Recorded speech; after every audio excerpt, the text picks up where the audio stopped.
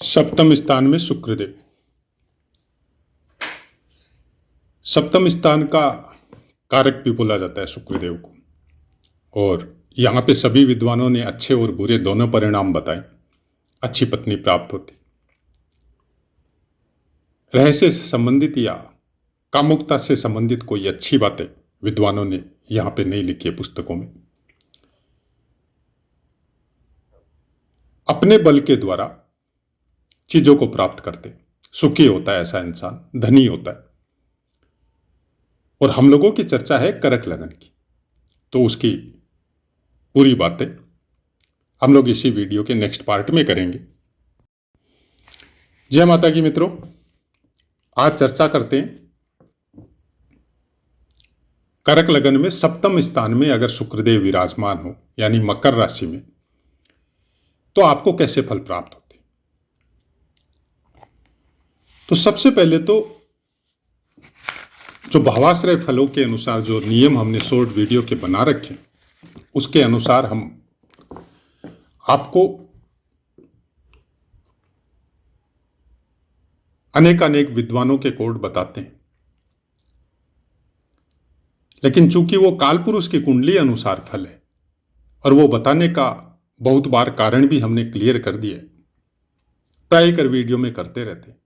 और उसका एक दूसरा कारण भी है कि हम बार बार बोलते हैं कि जब भी आप किसी कुंडली का अध्ययन करो तो भावाश्रय फलों को भी या कालपुरुष की कुंडली के फलों को भी आपको जानना जरूरी होता है। तो उसके फलों के साथ भी थोड़ा बहुत ऐसे भावाश्रय फल जो है वो मैच कर जाते हैं।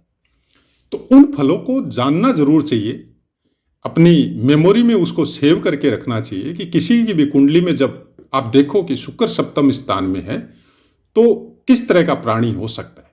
अकेले शुक्र से वो चीजें प्राप्त नहीं होगी, क्योंकि शुक्र तत्व को निकलना या उसकी ऊर्जा का हास होना, उसमें सबसे बड़ा योगदान होता है चंद्रमा और मंगल का। और चंद्रमा और मंगल का सामीप्य, दृष्टि या स्थानों का परिवर्तन, तब जाके आपके शुक्र तत्व अपने समय अनुसार या हर समय कम रहेगा, बेसी रहेगा, ये वो सब उनके ऊपर निर्भर करता है। शुक्र अगर बलवान है, मान लीजिए कि किसी की कुंडली में शुक्र बहुत बलवान है और वर्गोत्तमी है, षड्बल में भी बलवान है, तो ऐसा इंसान पहली बात तो अपनी पूर्ण आयु प्राप्त करता है। दूसरी बात, अंत समय तक ऊर्जा की कमी ऐसे इंसानों में नहीं रहती और जीवन में रोग होना ऐसे इंसानों को बहुत मुश्किल है, क्योंकि जिसके अंदर भी शुक्र तत्व भरपूर है ऐसा इंसान को निरोगी काया होती है। बली का बात नहीं कर रहे हम कि उसको 6 पैक होंगे, 8 पैक होंगे या बलिष्ठ होगा, जिम में जाके अच्छी एक्सरसाइज करता है, वो आजकल के सोशल मीडिया के शब्दों में या क्या बोला जाता है, आप आजकल की जो भाषा है डोले सोले, वो सब होंगे, उसकी बातें नहीं कर रहे। हम बोल रहे हैं भीतर के बल की, हम बोल रहे हैं शुक्र तत्व की। वो बली होता है तो आदमी दुबला पतला हो, आदमी कैसा भी हो, चमक रहेगी आंखों में, चेहरे पे, शरीर की पूरी स्किन चमकेगी, ग्लेज देगी आपको, रोग दूर दूर तक उसके पास नहीं आएंगे। इवन ऐसा इंसान अगर आपके सिर पे या शरीर पे आशीर्वाद स्वरूप अगर आपको सहला दे या आपको आशीर्वाद दे तो आपको तृप्ति महसूस होगी। ऐसा कुछ ओरा होता है शुक्र वालों का। सप्तम स्थान का शुक्रदेव अपनी पूर्ण दृष्टि लगन पे डालेगा। अब प्रॉब्लम यह है कि लगन पे डालेगा वो तो बहुत अच्छी है, आपके स्वास्थ्य को अच्छा बनाएगा, लेकिन वो चंद्रमा की राशि, स्थिर नहीं रहेगा ये। न विचारों में स्थिर रहेगा, न कामों में स्थिर रहेगा, न कोई भी चीज में, जैसे अपनी स्त्री से प्रेम करता है वहां भी स्थायित्व नहीं होना। कोई भोग की कोई वस्तु लाया, उससे भी मन उचट जाना। कोई अच्छा सा घर लिया कहीं पे रहने के लिए, थोड़े दिन बाद में या कुछ सालों बाद में वहां से भी मन उचट जाना। ऐसे आदमी को स्थिर रहना बहुत मुश्किल है। ऐसे इंसान अगर कोई बिजनेस भी करते हैं तो एक ही बिजनेस में पूर्णायु प्राप्त नहीं करते, चेंज करते रहते। अपने अधीनस्थ काम करने वालों को भी चेंज करते रहते, या अगर सर्विस करते हैं तो सर्विस को भी चेंज करते रहते। सफल कैसे होंगे? प्रोफेशनल लाइफ में आइए,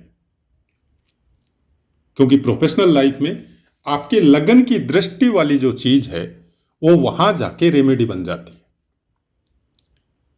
आप हर समय तरह तरह के इंसानों से मिलेंगे, तो फिर वो चीज वहां सेट हो जाती है। रेमेडी के अलावा उस भाव से कनेक्टेड ऊर्जा को अगर उस भाव से कनेक्टेड कामों के साथ जोड़ा जाए तो वो ग्रोविंग आपको जीवन में ज्यादा देती है। अब ये चतुर्थेश है। चतुर्थेश अगर सप्तम भाव में तो जातक विद्वान होता है, लेकिन बोलता कम है और अपनी पैतृक संपत्ति का कोई विशेष इच्छा या मन में कोई लालच ऐसे इंसानों में नहीं होता है। ये अपने बाहुबल और अपने दम पे ही संपत्ति प्राप्त करते हैं। अब एकादशेश भी है। अगर लाभेश आपका सप्तम स्थान में हो तो ससुराल पक्ष से बहुत लाभ प्राप्त होता है, इंसान गुणी होता है और अपनी वाइफ की बातों को मानने वाला होता है। क्यों होता है? क्योंकि उसकी इच्छाएं सप्तम स्थान से ही प्राप्त होगी। लाभेश सप्तम में बैठा है।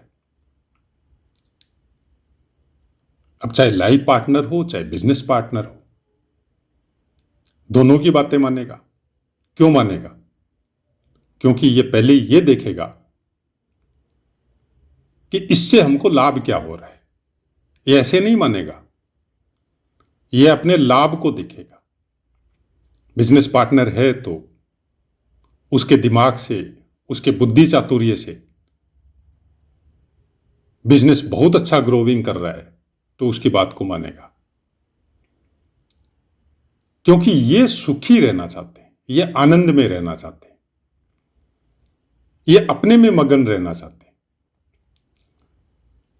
ये कोई संघर्ष करना नहीं चाहते। ये जीवन में आगे बढ़ने के लिए दूसरों का सहारा लेंगे, चाहे वो पत्नी हो, चाहे बिजनेस पार्टनर हो, चाहे इनके कोई रिश्तेदार हो।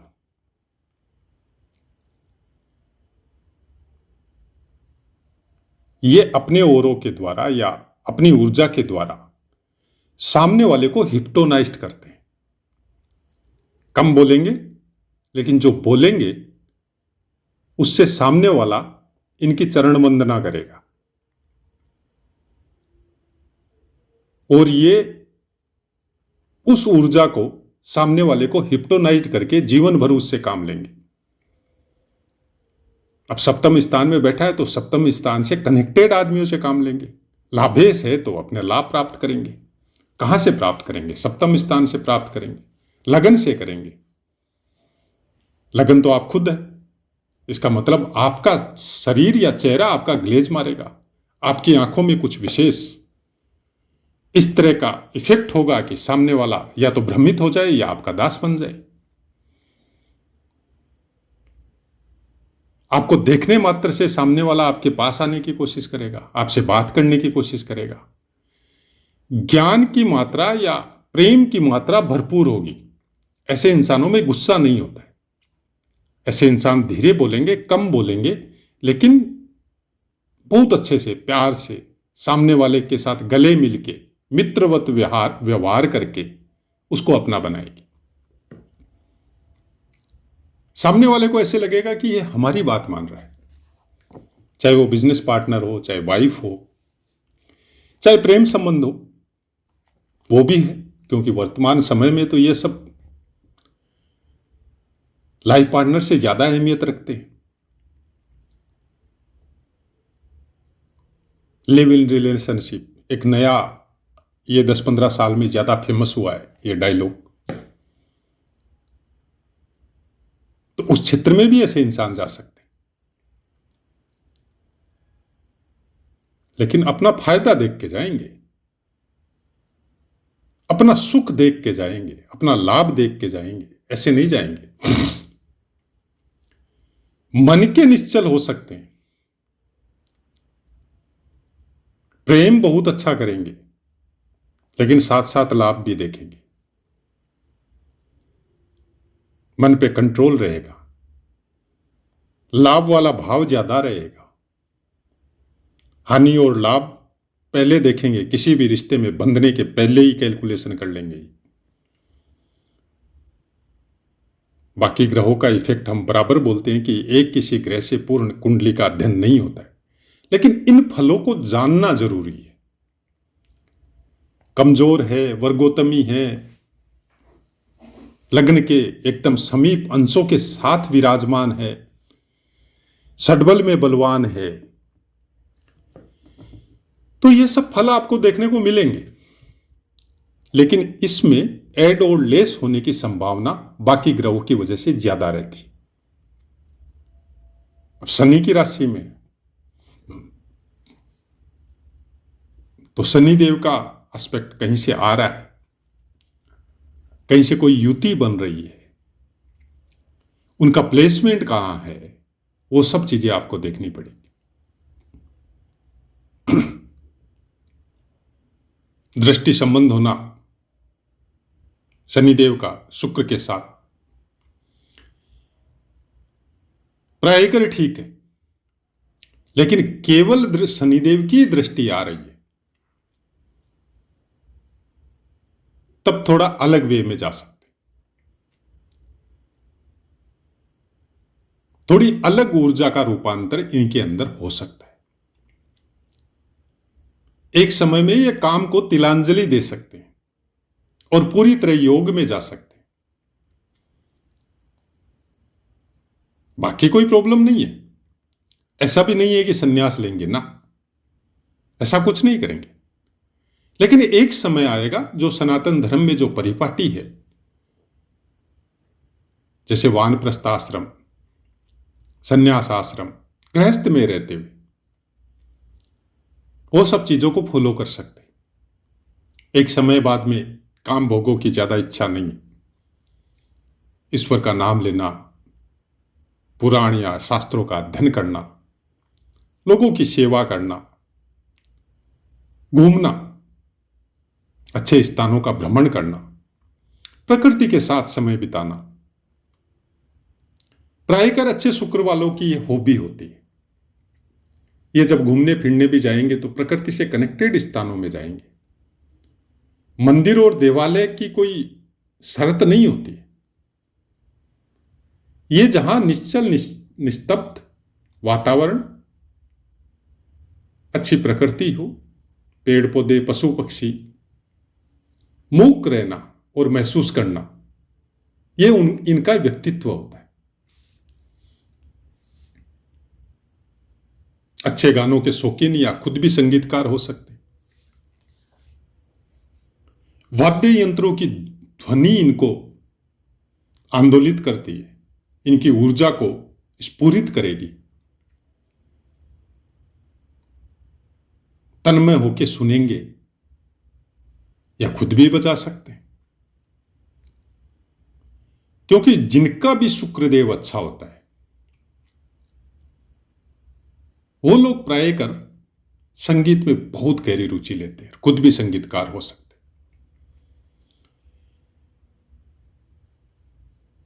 क्योंकि इनकी जब मीठी वाणी निकलती है वो वाणी इनकी गॉड गिफ्टेड होती, और वो बगैर शुक्र तत्व स्ट्रोंग हुए वो स्थिर नहीं रह सकती। कोई भी आप संगीत को जब आप गाते हैं तो आपको सांस की मात्रा थोड़ी लंबी रखनी पड़ती है, और उसके लिए शुक्र तत्व का मजबूत होना बहुत जरूरी है। आपने देखा होगा सोशल मीडिया में भी, चाहे ज्योतिष के भी चैनल उठा के देख लो, बहुत जल्दी जल्दी अपनी बातों को बोलने वाले भी मिलेंगे, बहुत धीरे बोलने वाले भी मिलेंगे, और कुछ बड़े लय ताल में बोलने वाले मिलते हैं। जो लय ताल और धीरे और जल्दी दोनों चीजों को फॉलो करके शब्दों को समझाने की कोशिश करते हैं शब्दों के द्वारा, मान के चलिए शुक्रदेव या तो अच्छा है या उन्होंने अपने कर्मों के द्वारा उसको अच्छा बना के रखा है। हो सकता है स्ट्रगल के बाद में, कई संघर्ष के बाद में, या ज्योतिष सीखने की वजह से उनको कुछ चीजें समझ में आई, तब अपने कर्मों का उन्होंने परिवर्तन किया अपने अंदर। हम लोग घर परिवार समाज गांव देहात या सिटी, इष्ट मित्र या कोई भी साथ में जहां सर्विस करते हैं या बिजनेस करते हैं, वहां पे भी ऐसे बहुत से आदमी हम लोगों से टकराते हैं, जिनको आप एक बार मिलने के बाद में भी कई दिन तक भूल नहीं पाते। शुक्र अच्छा होता है उनका, और कहीं ना कहीं आपका भी थोड़ा बहुत अच्छा होता है।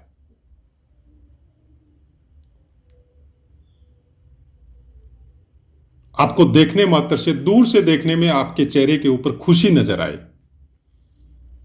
कि वो आदमी आ रहा है, इसका मतलब मान के चलिए उसका शुक्र बहुत अच्छा है, या उसने अच्छा बना के रखा है। और जो नहीं भी जानता है वो भी देखता है उसकी तरफ, और उसके भी भाव बहुत अच्छे होते हैं, चाहे वो मेल हो चाहे फीमेल हो। जिसने भी अपने शुक्र को अच्छा बना के रखा है, ने बहुत से पाठों में ये बातें बताई है कि कुछ मत करो, लेकिन पुराने रीति रिवाजों में जो अपने बुजुर्ग बोल के गए थे, कुछ भी करो जीवन में लेकिन अपने चरित्र को अच्छा रखना। चरित्र में सब चीजें आ जाती है, बेईमानी, ठगी, काम पिपासु, स्त्रियों, अनैतिक संबंध, स्त्री या पुरुष कोई भी, ये सब चरित्र निर्माण में आ जाते। जो जो बच्चे ये सब चीजों को फॉलो करते हैं, उसका रंग रूप कैसा भी हो, लेकिन फिर भी आप उनसे बात करना पसंद करते हैं, उनके पास बैठना पसंद करते हैं, उनको देख के आपके चेहरे पे खुशी नजर आती है। ये शुक्र का इफेक्ट है। हम लोग साधु संतों के पास मिलने क्यों जाते हैं? उनको देख के बहुत अच्छी भावना, किसी किसी साधु संत को या किसी योगी को देख के बहुत अच्छी भावना आपके अंदर प्रबल रूप से जोर मारती है कि देखते ही रहें बस इनकी तरफ। उस ज्ञानी के, उस महात्मा के शुक्र तत्व बहुत स्ट्रांग है, बहुत अच्छे, और उन्होंने उसको अपने ध्यान और साधना के साथ जोड़ दिया। जब शुक्र तत्व अच्छे गुणों के साथ जुड़ता है तो इंसान परमात्मा अंश की प्राप्ति कर लेता है, और काम और भोगों के साथ जुड़ता है तब वो अपने अधोपतन की तरफ चला जाता है। इसलिए इस भारतवर्ष में, इस सनातन धर्म की भूमि पर हम लोगों के आचार्यों ने वर्णाश्रम बनाए थे।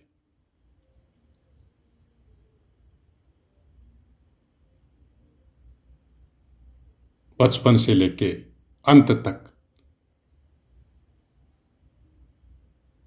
ब्रह्मचर्य, गृहस्थ, वानप्रस्थ, सन्यास, ये सब आश्रम थे किसी आश्रम में जाके इनकी साधना नहीं करनी थी, गृहस्थ धर्म में रह के करनी थी। तो ऐसी बहुत सी बातें हैं जो प्रायकर पाठों में हम बोलते रहते हैं जब जिस ग्रह के जैसे पाठ आते। आपको कहां तक सही लगती है ये बातें, उसके विषय में ज्यादा नहीं बोल के इतना ही बोलते हैं कि कमेंट जरूर कीजिए और कुछ खुद अध्ययन कीजिए, तब आपको समझ में आएगा कि ग्रह और ज्योतिष और नक्षत्र है क्या। हम अपनी वाणी को विराम देते हैं, आपसे आज्ञा लेते हैं। जय माता।